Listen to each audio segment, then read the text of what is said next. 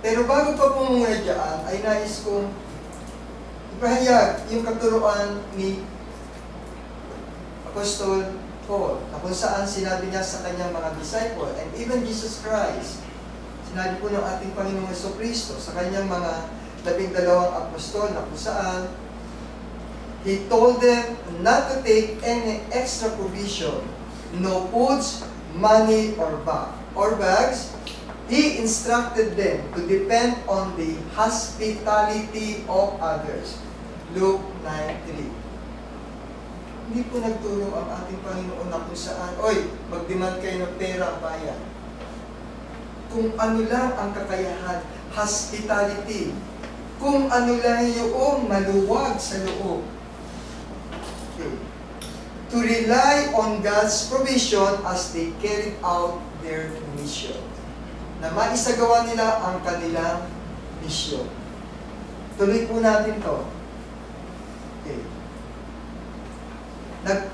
Nangaral ang lahat ng mga disciples ng ating Panginoon sa iba't ibang lugar na kung saan sila ay nakapagpapagaling ng mga may sakit, nagpapalayas ng mga demonyo sa iba't ibang mga tao, at kung saan ay nangangaral sa iba't ibang dako ng mga early na panahon na yun. All these disciples depended on the kindness and generosity of strangers for food and lodging. This required faith and trust in God. Umasa lang po sila sa kapangyarihan ng Panginoon na ang kanilang mga pangangaralan, tuturuan, ay magbibigay, mag-extend ng kindness. Hindi po umasa yung mga disciple na kung saan ay sa bawat kanilang pagtuturo ay dapat may kaakibat na bayad. And Jesus gave similar instruction to the 72 disciples He sent out. Sabi po ng ating Panginoon, telling them not to take any money or supply, but to rely on those who welcome them into their homes. Lucas 10:4-7.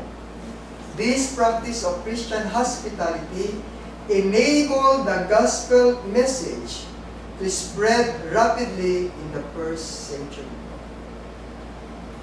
Patuloy, lumaganap ang salita ng Panginoon sa pamamagitan ng mga disipulo na ito, nang hindi anuman tumatanggap ng anumang bayan. Ngunit sila ay nakakatanggap ng generosity and kindness from the early Christians. Nakikita lang po dito na kung saan hindi tayo dapat umasa doon sa mga material na bagay, bagkos tayo ay dapat manalig sa ating Panginoon. Kung kaya sa banal na kasulatan, may mababasa din po tayo na nagwa-warn against those loving in money. However, Paul issue a strong warning to pastor. Do not view ministry as merely as means of financial gain. Unang Timoteo 6:5. He rebukes leader to obsess with money and depraved in mind and deprived of the truth. Sa unang Pedro po, sinabi din dito, exhort church leader to not be greedy for money as they shepherd their flock.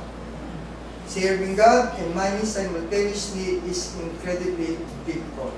Hindi po pwedeng makapaglingkod ang isang tao sa dalawang servant. Either you are serving our God or you are serving the money.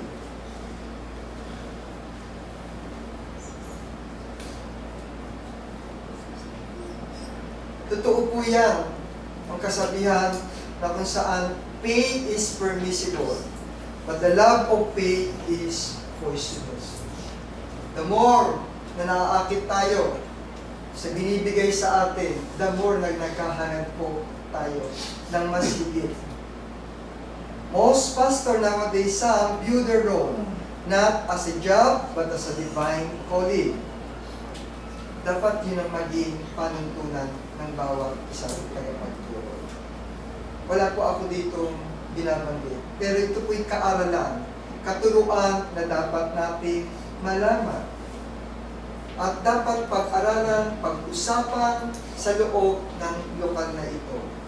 Nang sa gayon ay magkaroon tayo ng kapayapaan at direksyon upang maisagawa natin yung tunay at tuwid na tinuturo sa atin ng ating Panginoon. Patuloy pa rin po tayo that in my preaching, sabi po ni Apostle Paul, I present the gospel free of charge sa unang Korinto 9:18. While payment has its place, the privilege of gospel ministry far outweighs financial benefits. Marami pa po yan. Pero hindi po pinagbabawalan ng banal na kasulatan na tayo ay magbigay ng sahod sa ating mga pastor.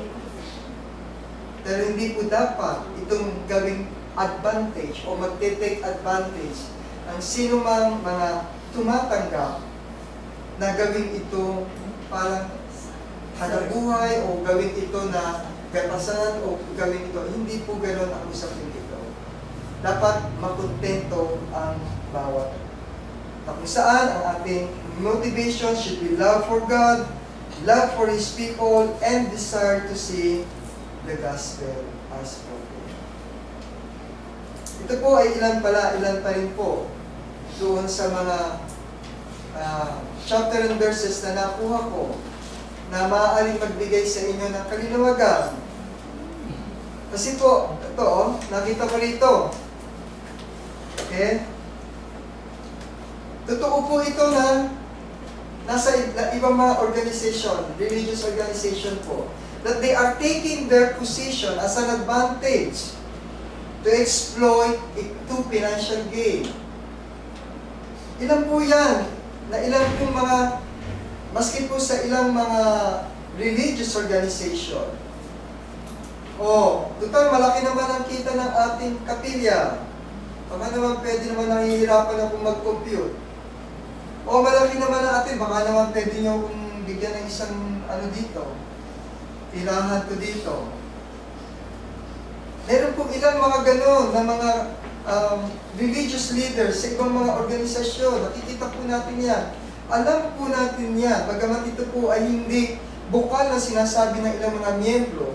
Pero ito po ay nangyayari kahit sa panahon po natin na ito. Dapat po, as a shepherd of God's people, pastors and elder must follow the example of our Jesus Christ. They should demonstrate selfless humility, care, and dedication sa 1 Peter, rather than exploiting their position for financial gain, and should aim to humbly serve without expectations or reward. Kaya hindi po dapat kami maging entitled for any lavish compensation. Ang linaw po. Kaya po nais ko sa inyong punan nyo, pag-aralan, basahin. Baka po ito'y magdagdag ng ating kaalaman. They are called to preach the gospel freely. Kami mga tinawag po. Kami po ay, nung ako po ay nagsisimula, hindi ko po hinanap o hindi ko hinanap na may bayad yan. Although, nung alam ko po noon, ang ating mga preachers na nauna ay tinutulungan o binibigyan ng sahod ng mga Amerikano. Kasi nung panahon po na yan, na dinala dito ang New Testament, ito po mga Amerikano nagpunta rito, nung dinala nila itong ating katuruan dito, ay pumili ng ilang mga kalalakihan. The Brother Hayuhay, Brother Tibayan, yung po mga seniors natin, na kung saan ay mga naglilingkod. Ang ilan po doon ay pinangakuan ng ating mga kapatiran sa Amerika at binigyan po talaga sila ng sahod. At sila po ay talagang may instruction that they are going to concentrate more on studying the Bible, teaching the Bible, hanggang dumami po tayo dito. Dahil wala naman pong pagkukunan kapag ikaw ay nagko-concentrate ka ng buong oras mo